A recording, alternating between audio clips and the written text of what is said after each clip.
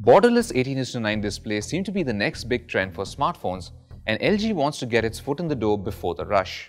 So far, such displays have been reserved for flagship smartphones, but with the Q6, LG plans to bring this to the mainstream segment.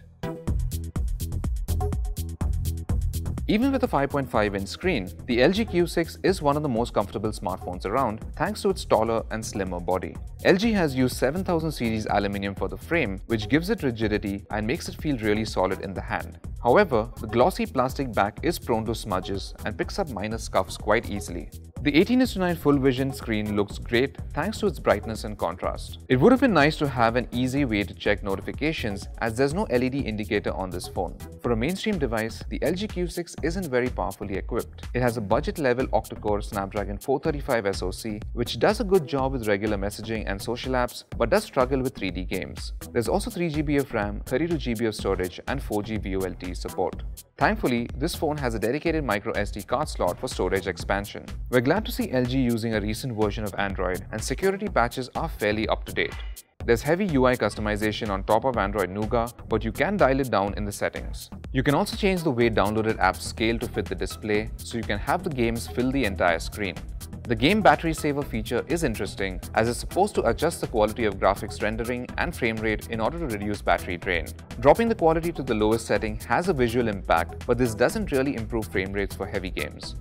The Q6 does have one glaring problem, which is its lack of a fingerprint sensor. LG hopes to compensate for this with face recognition. It works quickly, but only if there's good light. More importantly, it can also easily be fooled with a simple photo, which is very disappointing. There's an advanced face recognition toggle, but this method does take longer to unlock the phone. The 30-megapixel rear camera does a decent job in daylight, and videos are nicely stabilized too, although the resolution tops out at 1080p. Stills have good amount of detail, but at 100% crop, we could still see some compression artifacts around the edges of objects. Low-light shots are detailed as well, with little noise. The front camera is quite disappointing, as even in daylight, selfies tend to look washed out. The camera app is well designed and easy to use. You get basic shooting modes and a square camera mode, which lets you take creative shots, but there's no pro mode with manual controls. Battery life is decent, but the 3000 mAh battery does drain quickly with continuous video playback. We managed to get less than 10 hours in our video loop test, which isn't the best. There's also no fast charging support here.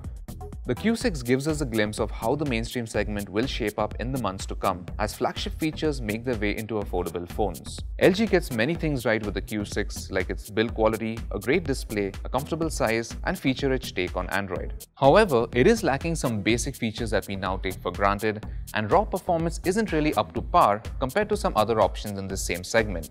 So thanks for watching our review. Be sure to check out more videos right here, and give us a thumbs up, subscribe, and follow us on Facebook, Twitter, and Instagram.